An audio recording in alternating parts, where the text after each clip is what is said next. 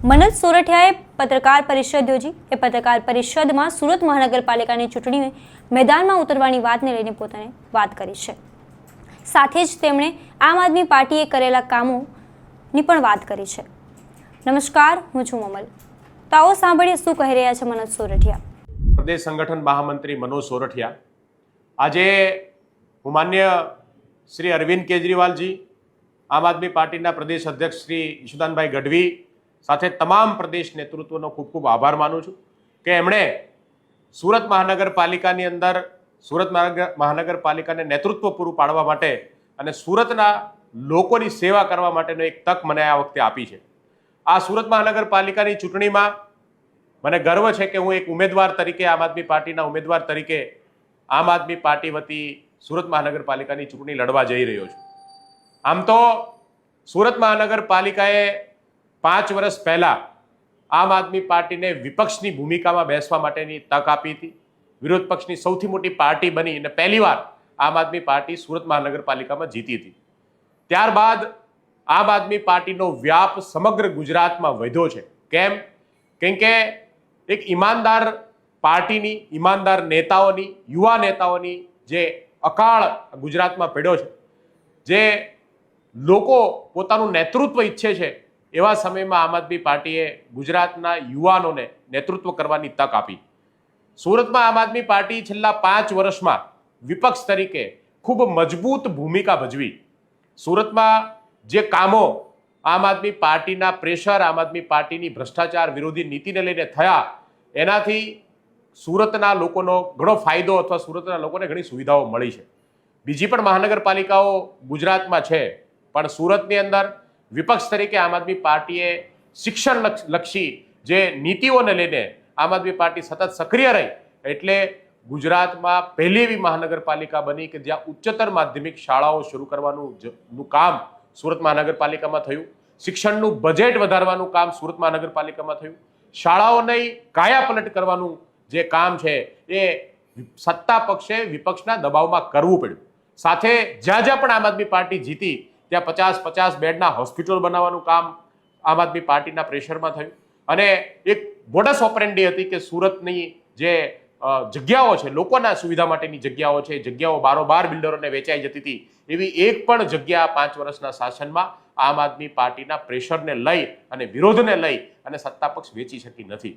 આની સિવાય સુરતની અંદર જે પાણીનો કાળો વેપાર કરવાના મનસા સાથે શાસકોએ હંમેશા સુરતના લોકોના ખીચા ખાલી કરવાની કોશિશ કરી છે, ત્યારે આમ આદમી પાર્ટીએ સરકારનો વિરોધ કરી, સત્તામાં બેઠેલા લોકોનો વિરોધ કરી અને સતત દબાણ ઊભું કરી અને સુરતના પાણી બિલ, લોકોને ફટકારવામાં આવેલા મોટા મોટા જે પાણી બિલ છે એની સામે પણ આમ આદમી પાર્ટીના દબાણથી રાહત આપવાનું કામ સત્તા પક્ષે કરવું પડ્યું છે। આવા અનેક કામો સુરતની અંદર, સુરતમાં વિપક્ષની મજબૂત ભૂમિકાને લઈ અને સત્તા પક્ષે કરવું પડ્યું છે।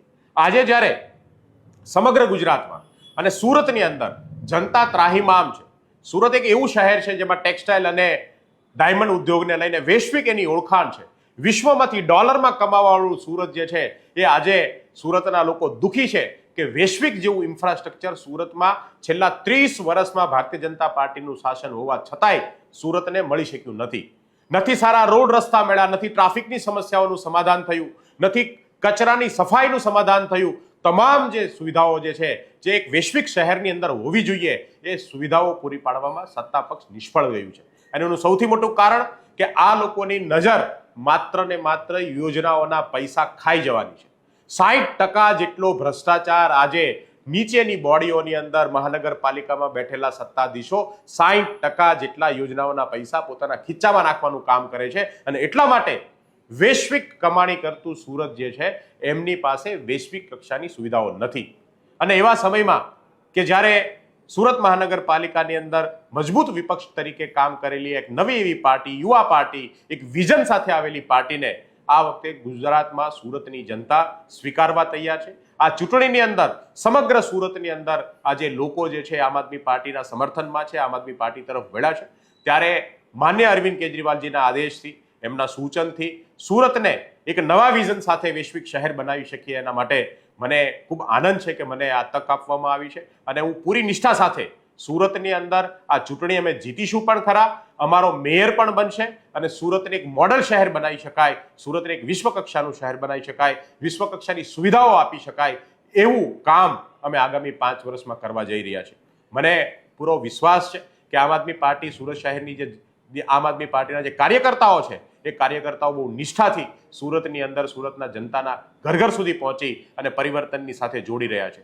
આમ આદમી પાર્ટી ખૂબ મજબૂતીથી આ શહેરની અંદર આ વખતે પોતાની સરકાર લાવવા જઈ રહી છે, બોડી બનાવવા જઈ રહી છે. એક તરફ ગુજરાતની અંદર આમ આદમી પાર્ટી સમગ્ર ગુજરાતમાં આગળ વધી રહી છે. અમે અત્યાર સુધીમાં 5000થી વધારે ઉમેદવારો ઓલરેડી જાહેર કરી ચૂક્યા છે. સમગ્ર ગુજરાતમાં ખૂણે ખૂણે યુવાનો રાજનીતિ તરફ આકર્ષાઈ રહ્યા છે, મહિલાઓ રાજનીતિમાં જોડાઈ રહી છે, અલગ અલગ સમાજનું નેતૃત્વ આમ આદમી પાર્ટી પૂરું પાડી રહી છે. ત્યારે ભારતીય જનતા પાર્ટી આમ આદમી પાર્ટીને રોકવા માટે સતત આમ આદમી પાર્ટીના કાર્યકર્તાઓ પર ખોટા કેસ કરવા, આમ આદમી પાર્ટીના ઉમેદવારોની પર કેસ કરીને એને જેલમાં નાખવાનું કામ ચારો તરફ આદરી દીધું છે. ભાજપ જાણે છે કે આ ચૂંટણીમાં આમ આદમી પાર્ટી જો ઊભી રહી, તમામ સીટો ઉપર આમ આદમી પાર્ટીને સારા મત મળશે અને ઉમેદવારો ચૂંટાઈને આવવાના છે. છેલ્લા ઘણા વર્ષથી ભાજપને સામે કોઈ પણ પ્રકારની ચેલેન્જ, કોઈ વિકલ્પ ગુજરાતની જનતાને મળ્યો નહોતી અને એવા સમયમાં અત્યારે આમ આદમી પાર્ટી એક વિકલ્પ બનીને ઉભરી છે. એ આ ચૂંટણી સુરત શહેરના લોકો લડવાના છે, આ ચૂંટણી ગુજરાતના લોકો લડવાના છે અને તમામ બૂથ ઉપર, ગુજરાતના તમામ બૂથ ઉપર ગુજરાતની જનતા તમને હરાવશે.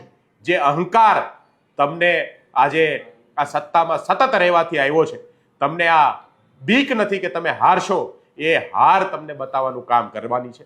આ ગુજરાતની જનતાની આ વખતની જવાબદારી છે ને ગુજરાતની જનતા કામ કરવાની છે. ભાજપના પાપનો ઘડો ભરાયો છે. આ વખતે આ પાપનો ઘડો ગુજરાતની જનતા ફોડવાની છે.